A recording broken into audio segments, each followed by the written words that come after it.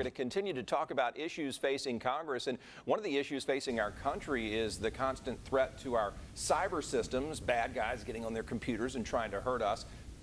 We're recording this on a Monday in Augusta, a huge day in the Garden City as they broke ground on our Cyber Institute downtown where the Golf and Gardens used to be.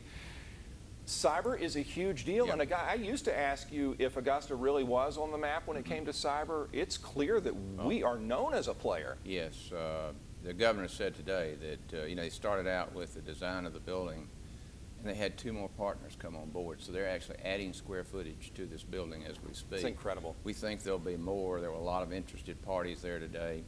The building is going to be named after Jim Hull and Will McKnight, and those 2 went to the governor with the idea last December.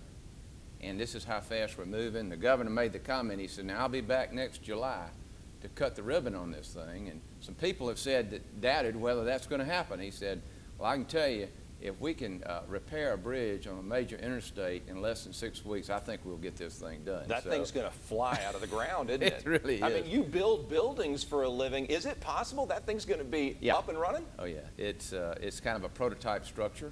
And so it's, you know, it's gift space. So it, I know the contractor personally. Yeah. He followed me as we worked through AGC. He was my vice president when I was president of the AGC Georgia branch. So they're familiar with this, and they had a, you know, working relationship with the architects. I think things will go well. What can you tell us on the jobs front in the cyber industry? You know, well, a lot of parents watch and they want to get their kids employed one day. Well, obviously in higher education, we're seeing not only Augusta University, but universities all over the country and universities here in the state of Georgia really ramping up their cyber programs. But as Senator Saxby Chambliss said today, he said Augusta University is really out front leading in that cyber effort. So we're very proud of Dr. Brooks Kill and his staff and what they're doing there.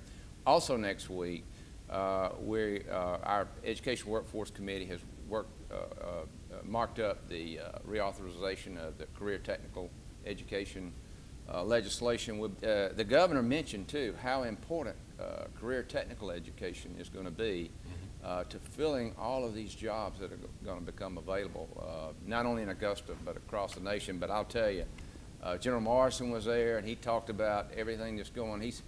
There was a red clay mounds of dirt behind him. He says, you know, get used to it. This is what we see every day at Fort Gordon. So it's going on there, too. Well, it's amazing to watch it, and as you mentioned, the speed at which it is transpiring. Yeah.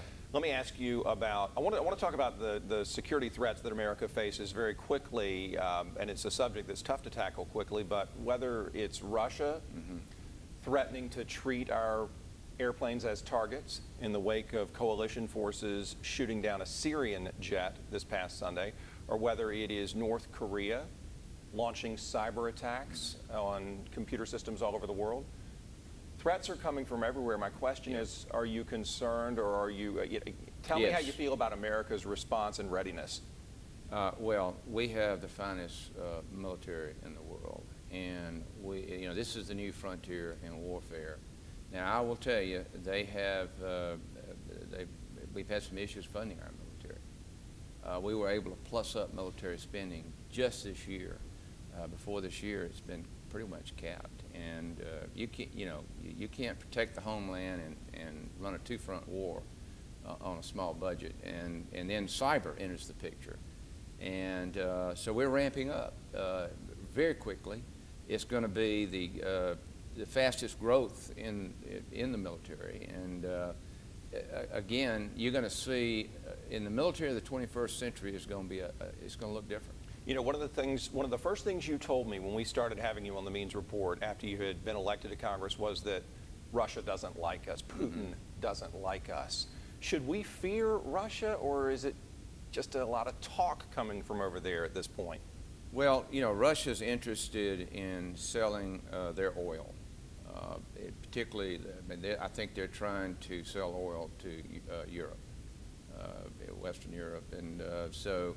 And they're kind of tied in with Iran and Syria now. So, you know, they want to be, Putin wants to be a world player. You know, he's interested in trying to get economic advantage in his country.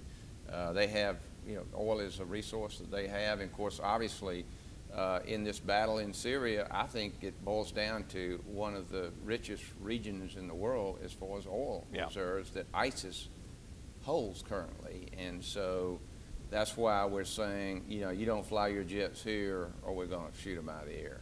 All right, I want to cover your committees. We talked about education and workforce, the job prospects that are out there, especially when it comes to cyber. Let's talk agriculture. President Trump's proposed budget cuts the USDA by 20%. Your thoughts about how we're treating our farmers and trying to help them? Well, obviously the president's budget is kind of his vision. Right. And again, it's just a vision. And I appreciate the president looking at ways to try to reduce the size and scope of this government. In agriculture, we have taken some big cuts. And so, food supply is a national security issue. So, obviously, I think it's serious. And we have to preserve our farmers. Our farmers are doing an incredible job. Well, and you make a great point. The proposal is just that. It's a proposal. Exactly. And even though that 20% cut to the Agriculture Department made big headlines, it's in the early stages. Well, Secretary Perdue, we've had 2 hearings with Secretary Perdue, and what we've got to do is get we've got to improve our trade agreements, get commodity, so that we get a fair deal for our products, because we do export a lot of agricultural products. Our farmers, our yields are, it's amazing with so few people how much we can do in agriculture. So, we continue to be more productive. It's more high tech. I'm sure you've seen the advertisement, the guy putting the thing in, the probe in, and he says he's going to China. Yeah. He's checking the market in China, and he starts to irrigate his crop. Well, I don't know that we're doing that in the 12th district, but it's high tech, and but we do have to improve our trade, and Secretary Perdue is going to do that. We get prices up. That's the biggest thing that's going to help our farmers. Well, it is a busy time indeed, Congressman, from the groundbreaking at the Cyber Institute to this, to your busy schedule after. Thank you for stopping by and talking to us. Well, I want to just say this. I want to thank everyone in the 12th District of Georgia.